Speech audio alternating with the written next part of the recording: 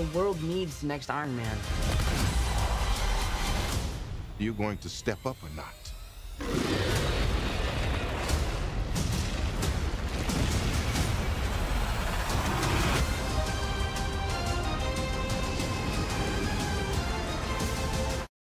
Salut tout le monde et bienvenue sur Marvel Reporter, la chaîne de l'actualité Marvel. Aujourd'hui je suis avec Antoine. Salut tout le monde!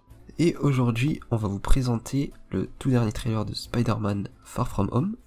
Donc on va faire une petite analyse, décryptage, petite théorie sur le film, tout ça. On vous prévient d'avance, le trailer spoil Endgame, donc si vous n'avez pas vu bien sûr, ne regardez pas cette vidéo. Mais bon, je pense que tout le monde a vu le film. Donc comme d'habitude on va décortiquer le trailer plan par plan, donc on va prendre les éléments chronologiques. Donc le trailer s'ouvre sur une petite scène un peu d'hommage par rapport à Iron Man. Donc on est totalement dans la continuité d'Endgame, je pense que ce plan se déroule genre quelques jours après Endgame. On sait que le film débute quelques minutes après. Donc juste après on a une conversation avec Happy et Peter, donc Peter qui est hyper touché encore, donc c'est vraiment récent les événements. Donc voilà, en gros Happy lui explique que Tony aurait pas fait tout ça s'il était pas sûr que Peter reprendrait le flambeau, parce que ça sera le thème de tout le trailer un peu... Vous verrez, on va y revenir. Je pense qu'ils vont vraiment commencer hyper triste, en mode Peter il arrive pas à s'en remettre. Je sais pas ce que t'en penses. Bah je trouve que c'est une bonne chose et il l'avait un peu promis, entre guillemets. C'était qu'on allait bien évidemment voir l'impact de la mort de Tony sur Peter. Apparemment une apparition de Robert Downey Jr. qui était teasée entre guillemets. Peut-être qu'il laisserait un message post-mortem à Peter, lui disant voilà, j'ai tout donné pour que tu puisses revenir et que tu prenne ma place maintenant. C'est soit le nouveau Iron Man, hein, comme il le dit si bien dans le trailer, on y reviendra en temps voulu. Mais tant mieux, je dis pas que j'ai envie de beaucoup de tristesse, machin. Non, faut que ce soit un film Spider-Man à la cool, tranquille, mais il faut aussi un film Spider-Man, ça demande forcément un peu d'humanité. Surtout quand on a un personnage aussi, pas compliqué, mais aussi jeune, tu vois. Il faut vraiment qu'on le mette un peu dans la merde, quoi. Bah, il a même pas 18 ans là, je crois encore. Et voilà, il est pas 18 ans, il a perdu sa figure paternelle, il a perdu ses parents, il est mort une fois. Donc il en a beaucoup vu. Et je pense qu'au contraire ça va plus l'aider dans la façon dont il va accomplir sa mission dans le film, plutôt que le contraindre entre guillemets. C'est qu'il sera beaucoup plus mature qu'il l'était dans Homecoming par exemple, après Civil War. Ah bah c'est clair qu'ils vont en sortir plus grandi, je pense qu'à la fin de Spider-Man Far From Home on aura vraiment une version limite finale de Spider-Man.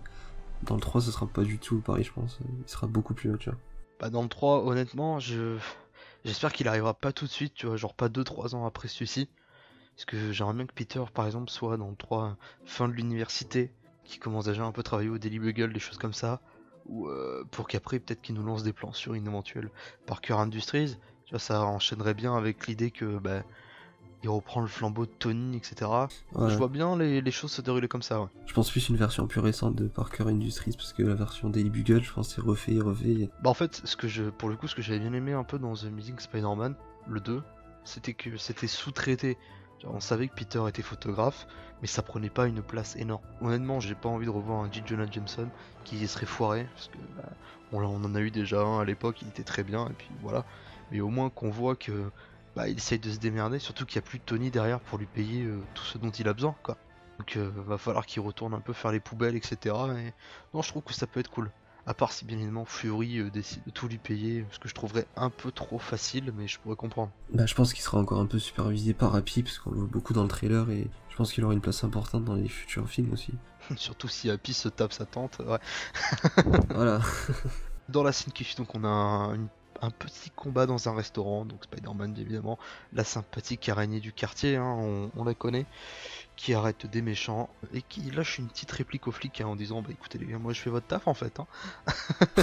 Ce que j'aime bien, c'est que ça rajoute encore plus d'humanité, comme je le disais au personnage, c'est que bah il déconne un peu avec les policiers et on les voit, t'as les deux collègues qui sont en mode oh en mode il t'a bien eu. Et non bah c'est cool. Par contre, ce que je n'attendais pas, c'était qu'il ait encore le Iron Spider.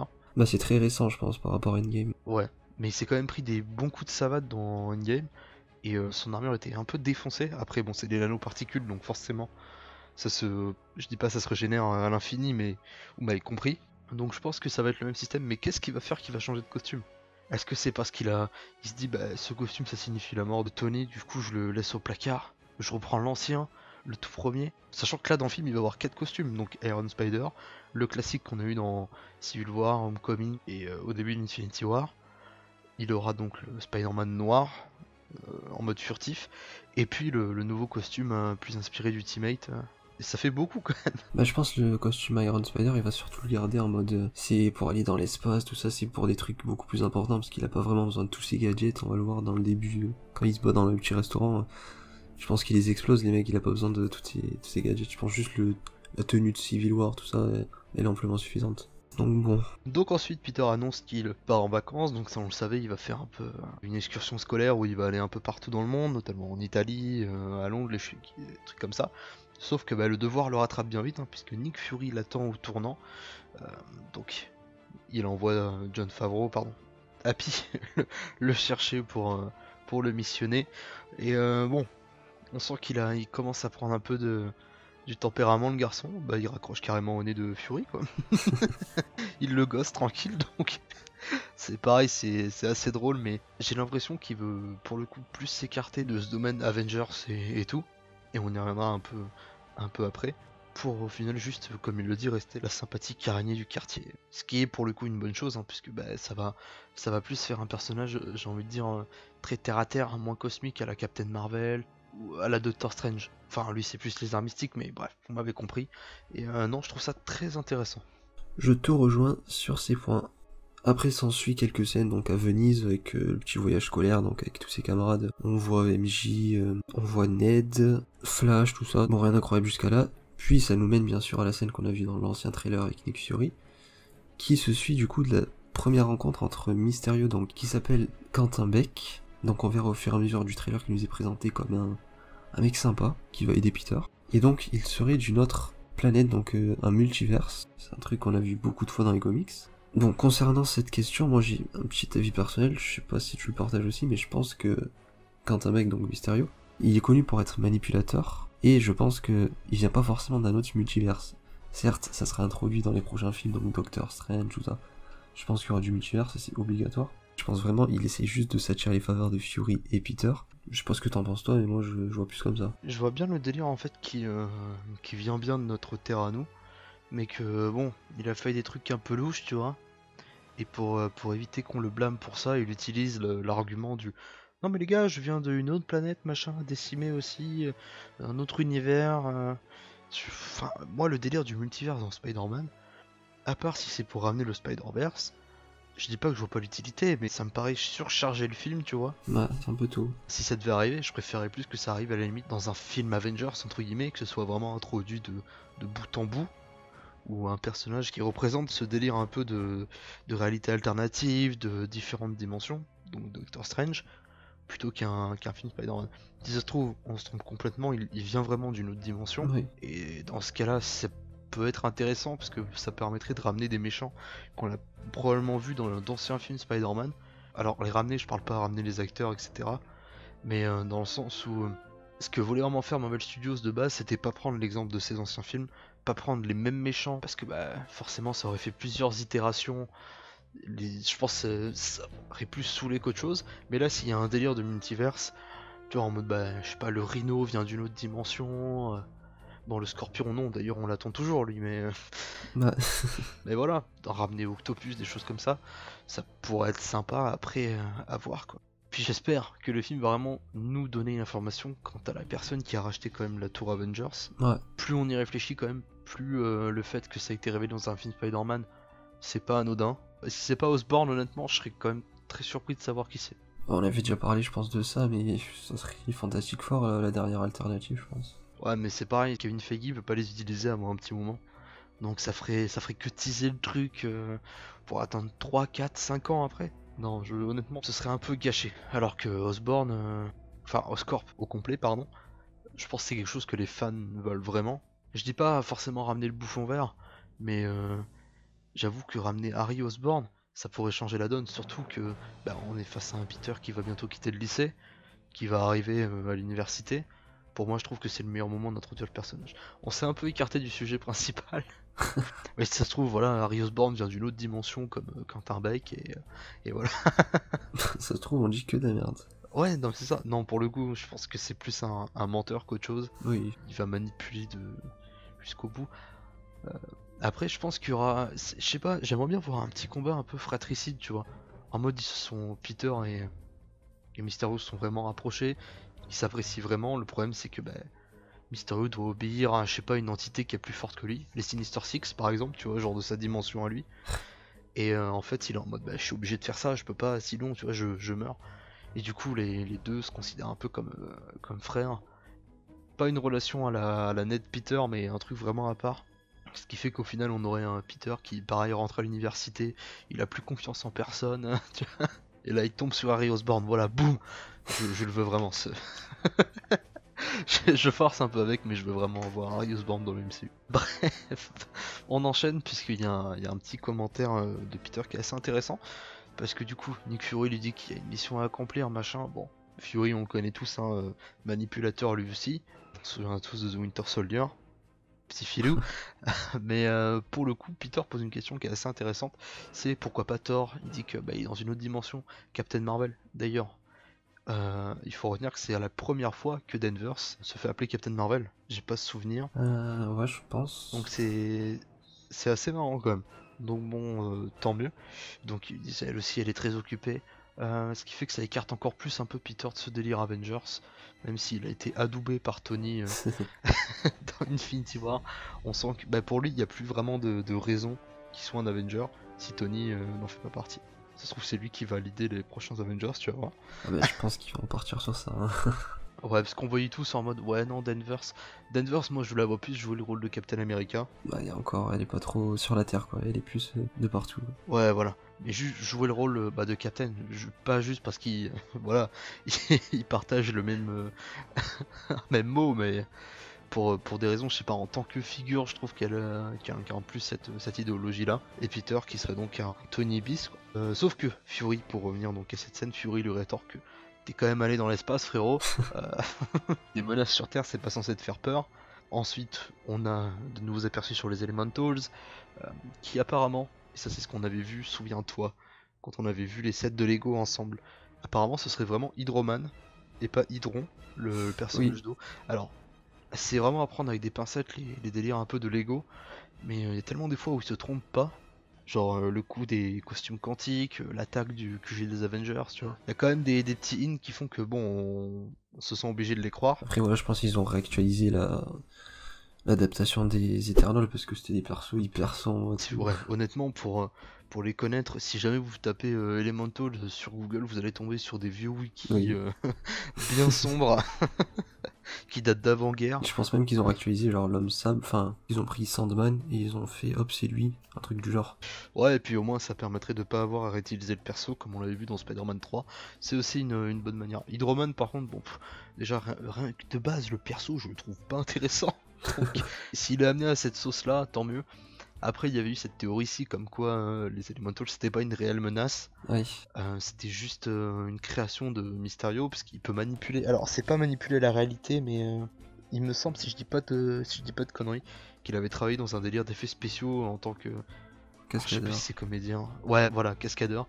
Et manipulation d'effets spéciaux, ça pourrait être une création à lui aussi. Juste pour se donner peut-être une réputation de super-héros. Moi je partirais sur cette théorie. Ouais, ce qui fait qu'au final, lui, il voudrait prendre la place d'Iron Man. Voilà. En étant aussi reconnu, etc. Et Peter en mode bitch no, tu vois. C'est moi le Iron Man. Mais bon, si on est là, on nous introduit un multiverse, bon. Non, moi je pense vraiment qu'ils vont tout désamorcer les enjeux en mode un peu comme ils ont pu faire avec Iron Man 3, genre le mandarin, c'est un gros terroriste. Donc en fait. C'est juste un vieux mec, mais là pareil, genre on monte des gros ennemis tout ça, mais en fait c'est juste des effets spéciaux et lui, depuis le début c'est lui qui gère tout. Il est là avec son projo. Mais bon, ça poserait un peu problème pour le combat final parce que comment il arriverait à se combattre un V1 contre Spider-Man? On peut nous faire un combat, je pense, hyper déséquilibré quand même, je sais pas. Il va peut-être, c'est peut-être pour ça que, parce qu'apparemment Robert Downey Jr., comme j'avais dit, était crédité, et il va peut-être utiliser un peu à la manière dont Loki, tu vois, se déguise en Captain America, en mode je prends l'apparence de Tony, je le manipule, et tu vois, ça ferait un Peter encore plus au bout du rouleau, quoi. Ah mais je pense qu'à la fin du film, il aura plus confiance en personne. Ouais, même Ned, il va être en mode non, c'est mort, on construit plus d'étoiles de la mort. Surtout quand on sait ce qu'il devient dans les comics, Ned. Du coup, ensuite, on a quelques scènes d'action, donc on l'a vu dans le premier trailer. On a aussi une petite suite de romance avec MJ et Peter, donc elle lui dit un truc assez drôle. Donc en gros, Peter va lui dire comment il se ressent par rapport à elle. Et MJ lui dit oui, je suis Spider-Man. Et lui, non, c'est pas ce que je voulais te dire. Hein. Et du coup, on a l'impression que peut-être qu'MJ est au courant, parce que dès le premier Homecoming, elle avait l'air de se douter de quelque chose. Je sais pas si elle est déjà au courant, toi, ton avis sur ça. Je pense qu'ils vont jouer avec ça en mode est-ce qu'elle le sait, est-ce qu'elle le sait pas, et au final je pense elle va se dire non, bah c'est pas possible, tu vois. Ouais. Genre je vois pas Peter être Spider-Man machin, et bah y avoir un truc qui va faire que bah elle va se rendre compte, peut-être un peu comme Spider-Man 2 à l'époque, tu vois. Oui. Au final, bah, Mary Jane se rendait compte que bah, Peter a été Spider-Man. Je pense que ça va être un peu dans ce délire-là, peut-être pas à la fin du film, sauf si Mysterio utilise MJ comme un truc pour attirer Peter et le buter. Bah ça sera clairement un des points centraux, parce que on voit beaucoup que Peter est proche de Quentin. On voit même une scène où ils sont dans un bar, donc Peter vend un jus de fruits avec une paille et Quentin prend sa bière. D'ailleurs, dans la scène, tout derrière, on voit une genre de chèvre, mais bizarre, je sais pas où ils sont. Peut-être dans ce délire de multiverse dans une autre galaxie ou quoi. Ou si les chèvres sont acceptées parmi tout le monde. Donc quand on voit que Howard the Duck se bat avec les Avengers dans Endgame, peut y avoir une chèvre dans un bar. Hein. Non mais c'est bien, ils assument l'univers Marvel commence à se développer petit à petit. Ouais, puisque de toute façon, à mon avis, les délires un peu de mutants, tu vois, hein, mélanger un homme avec une bête, je pense que ça va surprendre personne quand ils vont voir le fauve arriver dans quelques années. Ouais, voilà. On a bien un super héros qui s'appelle Falcon, tu sais. Il fait des petits bisous à son drone. Il y a bien un raton laveur qui se bat avec Ouais, voilà, donc machine gun. honnêtement, ça me surprend pas. Puis il faut toujours un petit côté décalé avec Spider-Man, quoi. Oui. C'est pas un personnage ultra sérieux. On a besoin de cette petite touche un peu d'humour et de décalé. C'est clair. Alors, du coup, on l'avait évoqué dans la première analyse des deux premiers trailers. Le film a l'air visuellement très beau. Le seul reproche que je fais, parce qu'on en a parlé juste avant, c'est que j'en ai marre. On vous mettra l'extrait audio. J'en ai marre de Sony qui ne sait pas monter un trailer. Quand Peter dit, je sais plus ce qu'il dit, je peux pas mettre mes amis en danger. On sent très bien que quand il dit mes amis, donc en VO my friends, c'est racolé mais à la va-vite. On sent que ça vient d'une autre phrase. Et j'aimerais bien que Sony fasse leur taf jusqu'au bout, quoi. Et quitte à faire du Red Herring, autant bien le faire. Pas racoler des trucs comme ça à la va-vite. C'était juste mon petit coup de gueule. On enchaîne donc après avec Mysterio et Peter qui discutent, qui est bien badass Mysterio au passage. Ouais, Je trouve que le costume. une classe, surtout que j'adore Jake Gyllenhaal. Donc voilà, il veut sauver le monde, il explique à Peter que des gens meurent. Je sens qu'ils vont beaucoup mettre l'accent sur la mort, le fait que on peut perdre ce qui nous est cher.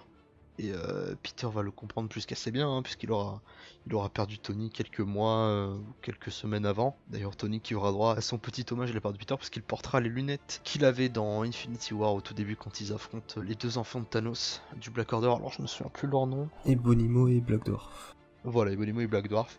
Donc voilà, c'est un petit historique comme ça, c'est très gentillé. Donc juste après cette scène de lunettes entre guillemets, on voit une espèce de ville détruite, complètement ravagée. Pareil, est-ce que c'est un effet créé par Mysterio? Est-ce que c'est du coup les Elementals?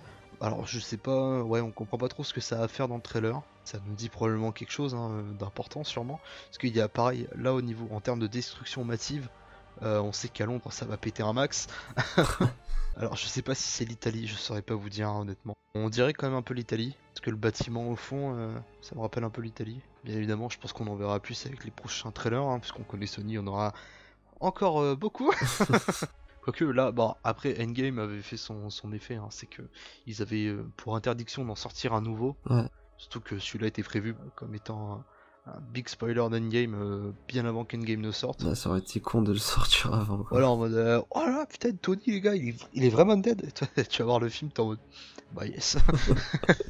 Merci Sony. Donc ensuite, on va revenir sur un petit point qui a tout de même son importance, c'est le fait que le monde ait besoin d'un nouvel Iron Man. Alex, j'imagine que tu ne peux pas approuver plus que ça, hein, bien évidemment. Iron Man, c'était ton Avenger préféré. C'est toujours, hein, c'est... Il est mort. En 2019, il est pas mort encore, hein. Si tu regardes pas Endgame, Tony, il est pas mort. C'est ça. Non mais pour le coup, c'est un peu ce qu'on a dit au début, c'est que je pense que Peter va vraiment assumer son côté génie, tu vois. Parce que bon, même s'il l'a pas vraiment montré jusqu'ici, à part quand il crée son web fluide, il va vraiment montrer que c'est un génie de l'informatique en termes de science, etc. Et embraser donc ce rôle de nouvel Iron Man. mais étant Spider-Man quoi. Honnêtement, je pense que pour le MCU, c'est bien qu'on ait une tête forte, surtout un personnage qui est autant apprécié, parce que Spider-Man, toute maison d'édition confondue, c'est le super-héros préféré. Oui. Donc je trouve ça bien qu'il soit à la tête d'affiche. Peut-être pas qu'il sera le leader des Avengers, ça me paraît un peu beaucoup quand même, si futur Avengers il y a, mais je trouve ça bien en fait qu'il soit une grosse tête d'affiche. Parce que Homecoming c'était un peu en retrait je trouve par rapport aux Avengers, même s'il y avait Iron Man pour un peu raccorder au MCU. Donc je trouve bien qu'ils assument un peu ce fait de prendre la relève, puis c'est ce qu'il faut. Hein. Oui, bah clairement, son mentor c'est Iron Man, donc je pense que c'est le mieux placé pour prendre sa place, entre guillemets, si on compte pas Morgan qui est un peu jeune, je pense encore. Moi, je pense qu'il peut très bien prendre une place très importante dans les Avengers, peut-être pas être le leader, mais dans les top 3, on va dire. Je pense qu'il sera leader à la limite, si y a le délire un peu de Parker Industries, des choses comme ça, et dans bien longtemps. Sauf si on a un délire à la Spider-Verse où t'as d'autres Spider-Man et créer, je sais pas, une ligue de Spider-Man, t'imagines? Spider Warriors. En vrai, ce serait ouf, mais genre nous mettre Ben Reilly, Spider-Man 2099, donc Miguel O'Hara, Miles, bien évidemment, mettre plusieurs Spider-Man qui se croisent, qui n'ont pas forcément les mêmes idéologies, je trouve que ça pourrait être intéressant. Mais là n'est pas le sujet, bien évidemment. Je pense qu'il faudrait qu'on fasse une vidéo dédiée un jour sur Spider-Verse. Un jour. Enfin bref. Ensuite, on voit Mysterio qui se bat. Alors, apparemment, on pourrait en déduire que c'est contre le Shield des Spider-Man.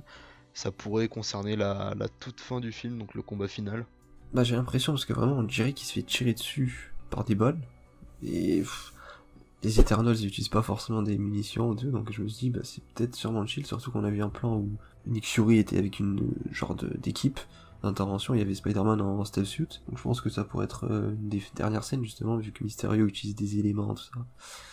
Et là, stealth suit irait bien pour le combat. En fait, je pense que ils vont, ouais, comme on avait un peu expliqué tout au long de l'analyse, entre guillemets, ça va vraiment, les Elementals, ça va être des créations donc purement de Mysterio. En fait, Peter va penser qu'il les a battus. Et en fait, Mysterio va arriver en mode bah non. Ouf, il va faire comme le roi de la nuit, il va tous les relever. Je vois bien un truc comme ça. Après, en plus, c'est qu'il y a un accent qui est mis en plein milieu de cette scène sur l'hommage donc à Tony. Encore une fois, même s'il est mort, on sent qu'il va jouer une partie très importante. Moi, le coup de Mysterio qui prend l'apparence de Tony pour duper Peter, ça m'étonne même pas. Bah, je le sens venir, ouais. Je sens qu'ils vont faire un petit truc vers la fin. Surtout que il va beaucoup lui en parler de Tony, je pense, à Quantum Beck. Donc il va peut-être s'en servir.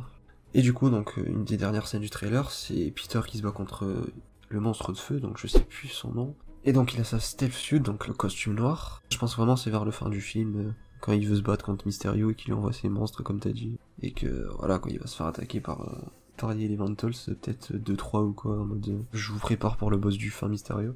Et voilà, la scène a l'air de se situer dans un parc, parce qu'il y a une genre de grande roue. Bah, au niveau des bâtiments, moi je dirais l'Italie encore.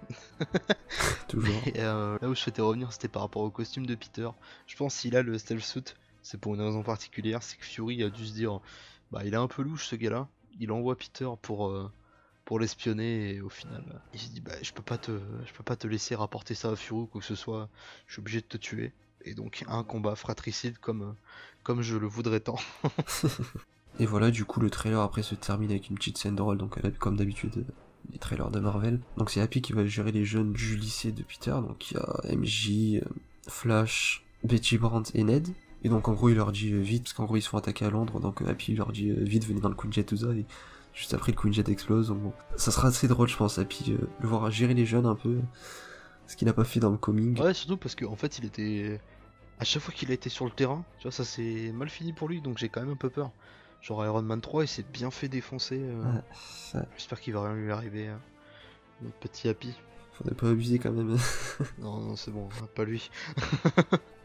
Laissez Happy tranquille. Et donc pour le coup, parce qu'on a la question qui revient, c'est est-ce que ça conclut bien la phase 3? Oui, Spider-Man Far From Home a été désigné comme étant le film qui clôturera la phase 3, on l'a déjà dit, rien de surprenant, j'en vois beaucoup qui s'indignent en mode ça aurait dû être Endgame, machin, patin couffin. De base, c'est Ant-Man a clôturé la phase 2, donc moi ça me surprend pas que ce soit Far From Home qui clôture celle-ci, surtout que ça va nous ouvrir, je pense, au délire un peu de multiverse, choses comme ça. Donc c'est à chaque fois en fait qu'une phase se termine, il nous ouvre petit à petit sur un autre pan, on va dire, de l'univers Marvel. Moi j'ai l'impression pour le coup que ça va être une belle fin, puisque ça va nous montrer l'après Endgame. C'est un peu ce qui pêchait dans Endgame justement, c'est qu'on n'ait pas vraiment vu ce qui se passe après dans le monde. Après c'est tout à fait normal, hein, le film était déjà assez long de base. Mais nous montrer comment le monde évolue, parce que comme Spider-Man est un personnage très terre à terre, on va vraiment pouvoir voir les gens, comment ils vont vivre la mort d'Iron Man et surtout comment ils vont vivre la séparation des Avengers qu'on a tous connus. Donc ouais, moi je suis très bon trailer pour le coup. Ça m'a bien mis l'eau à la bouche, j'avais pas forcément de hype qui était revenu pour le film, même si c'est un film Spider-Man, j'ai toujours des attentes certaines vis-à-vis de ces derniers, mais non, j'étais pas plus hypé que ça. J'attendais forcément, mais sans plus. Là pour le coup, ouais, j'avoue que ça remonte un peu mon intérêt et bon, allez, encore 2 mois à attendre et ça va le faire. Il faut tenir, surtout qu'après il y aura plus de films, je crois, Marvel jusqu'en 2020 minimum. Déjà, on va avoir une petite pause avec X-Men là, j'ai hâte. Grave hâte d'aller voir X-Men Dark Phoenix en avant-première. On y reviendra plus tard sur ça, hein. C'est pas sûr. Non mais clairement le trailer était incroyable. C'est toute l'émotion qui a été transmise dès le début. En fait, ouais, j'avais un peu peur que le film se fasse oublier parce il arrive après Endgame et que les gens sont en mode bon bah c'est fini, je vois pas l'utilité de continuer le MCU. On y reviendra parce que c'est une question qui revient quand même assez souvent sur les réseaux sociaux. C'est est-ce que ça vaut le coup de poursuivre le MCU maintenant qu'un pan de l'histoire est fini? Spoiler, oui. On vous expliquera pourquoi très prochainement, mais je suis quand même content de voir que Marvel a bien assuré son coup quand même, puisqu'il balance le film après Endgame, c'est un film Spider-Man, ils savent que c'est un super-héros que tout le monde adore, donc forcément il va y avoir des entrées. Est-ce qu'on va toucher le milliard cette fois-ci? Je pense que c'est faisable, oui. Je pense, en vrai il y a moyen. Ouais, clairement. On n'ira pas gratter les 1 milliard 500 millions, j'en doute, mais comme Homecoming a fait 880 millions il me semble, Oui. je pense que ouais, on peut vraiment taper le milliard cette fois-ci, surtout que c'est la suite donc des aventures des Avengers, c'est vraiment le premier film après Endgame. Oui, la hype est encore là. Ça va ramener d'autant plus de monde et tant mieux. Mais c'est très cool de voir cet engouement qui existe encore. J'avoue que c'était un peu une de mes craintes de me dire que au final les gens laissent vraiment tomber. Et non, donc ça fait plaisir. Même si bon. Personnellement, j'avais pas trop peur par rapport à ce film. Ce sera plus pour après, faudra voir comment ça se passe. Mais pour Spider-Man, j'avais pas trop de peur parce que vraiment c'est un perso hyper important dans les Avengers et même le public adore ce personnage donc bon. En fait, je pense qu'avec des films comme Black Panther 2, Captain Marvel 2, Doctor Strange 2, en fait, moi je pense que ça va vraiment être un délire très à part, qui va pas ramener énormément de monde, comme le premier, qui était très... Je dis pas que c'était très fermé, mais fallait vraiment rentrer dans le délire pour apprécier le film, à part si, bien évidemment, on était fan absolu du MCU, dans ce cas-là, c'était un film, on pouvait pas faire l'impasse dessus. Après aussi, il faut dire qu'Infinity War et Endgame ont touché beaucoup de monde, et que Doctor Strange dans Infinity War, il est vraiment très présent, et c'est un des meilleurs persos du film, donc bon, je pense que le film a touché beaucoup de gens, forcément ça va ramener plus de monde pour les suites. Après Captain Marvel, bien évidemment, elle en rapportera toujours plus, hein, malgré ses détracteurs, et tant mieux d'ailleurs, tant mieux. Yes. Mais voilà, du coup, c'en est tout pour cette analyse du second trailer de Spider-Man Far From Home, donc l'officiel trailer, là c'était pas un teaser, hein, comme je vous l'avais déjà expliqué, généralement les deuxièmes trailers pour les films se penchent un peu plus sur l'histoire, là on en a appris un peu plus, il y a beaucoup de flou quand même, et je trouve que c'est une bonne chose pour un film bon, qui est quand même vendu par Sony, faut se le dire, et pour le coup, je vous remercie de nous avoir écoutés, moi je vous dis à la prochaine, portez-vous bien. À la prochaine.